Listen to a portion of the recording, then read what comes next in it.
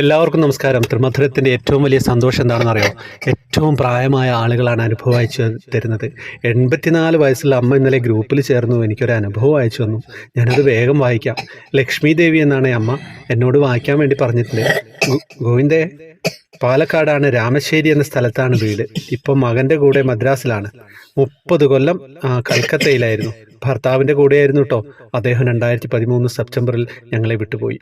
കൽക്കത്തയിൽ നിന്നും അദ്ദേഹം എൻ്റെ മകൻ്റെ കൂടെയായിരുന്നു. എൻ്റെ അമ്മ ഞങ്ങളെ വിട്ടുപോയിട്ട് 34 കൊല്ലമായി. 91 എൻ്റെ അമ്മ കൽക്കത്തയിൽ വന്നു. അവിടെ നിന്നാണ് മരിച്ചത്. എൻ്റെ അനുഭവം ഞാൻ പറയട്ടെ. ഞാൻ 1 കൊല്ലം നാരായണീയം ക്ലാസ്സിൽ പോകുന്നുണ്ടായിരുന്നേ. ഒരു ദിവസം എൻ്റെ വീട്ടിൽ മാമി ക്ലാസ് എടുക്കുമ്പോൾ എൻ്റെ ഒരു കൂട്ടുകാരി ചോദിച്ചു, എപ്പോഴാണ് ഇത് തീരുന്നതെന്ന്. അപ്പോൾ ക്ലാസ് എടുക്കുമ്പോൾ മാമി പറഞ്ഞു, ഓഗസ്റ്റ് 17-ാം തീയതി നമുക്ക് നാരായണീയം വായിച്ചു തീർക്കാം എന്ന് പറഞ്ഞു. 2 മാസം മുൻപാണ് എൻ്റെ വീട്ടിൽ നിന്ന് പറഞ്ഞത്.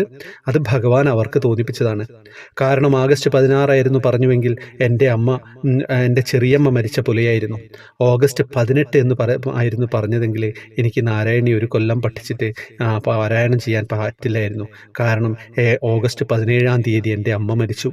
ഞങ്ങളുടെ ക്ലാസ്സിൽ രാവിലെ കുളി കഴിഞ്ഞ് വന്ന് ഉള്ള അധ്യായം നാരായണീയം കേട്ട് വീട്ടിൽ എന്നെ ഭർത്താവ് കൊണ്ടാക്കി. കാര്യമായ അസുഖമൊന്നും അമ്മയ്ക്കില്ലായിരുന്നു കേട്ടോ. ഷുഗറിൻ്റെ അസുഖം മാത്രമേ ഉണ്ടായിരുന്നുള്ളൂ. കാലത്ത് 7 മണിക്ക് ക്ലാസ്സിൽ പോയി വൈകിട്ട് 5 മണിക്ക് വീട്ടിൽ വെച്ചു. അടുത്ത വീട്ടിൽ എൻ്റെ ഒരു ഫ്രണ്ടിൻ്റെ അടുത്താണ് കൊണ്ട് ഏൽപ്പിച്ചത്. അങ്ങനെ അമ്മ വീട്ടിൽ നിന്നു. അമ്മയ്ക്ക് ഭക്ഷണവും കൊടുത്തു, എന്നെയും നിർബന്ധിച്ച് കഴിപ്പിച്ചു. അങ്ങനെ രാത്രി 9 മണിയായപ്പോൾ അമ്മ പോയി കേട്ടോ. സത്യം പറഞ്ഞു കഴിഞ്ഞാൽ ഭഗവാൻ എന്നെ ആ ഒരു ദിവസം നാരായണീയം വായിച്ചു തീർക്കാൻ ഭഗവാൻ ഏൽപ്പിച്ചതാണ് എന്നാണ് എനിക്ക് തോന്നുന്നത്. അമ്മയ്ക്ക് വേണ്ടിയായിരിക്കാം. പിറ്റേ ദിവസമായിരുന്നെങ്കിൽ എനിക്ക് ആ കാര്യം ചെയ്യാൻ പറ്റില്ലായിരുന്നു.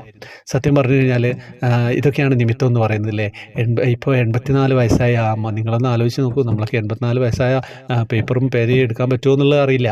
അമ്മ എഴുതി നല്ല സുഖമായിട്ട് അയച്ചു തന്നിട്ടുണ്ട്. ഒന്നും പറയാനില്ല. ഇത്തരം അനുഭവങ്ങളാണ്, ഇത്തരം പ്രായമായവരുടെ അനുഭവങ്ങൾ. 79 വയസ്സുള്ള ഒരു അമ്മയുടെ അനുഭവം ഇനി വരുന്നുണ്ട്. അങ്ങനെ പറയുകയാണ് കേട്ടോ. എല്ലാവരിലേക്കും എത്തിക്കുക. വാട്സപ്പ് ഗ്രൂപ്പിൽ വരാം, ജോയിൻ ബട്ടണിലൂടെ വരണം. ഹരേ കൃഷ്ണ.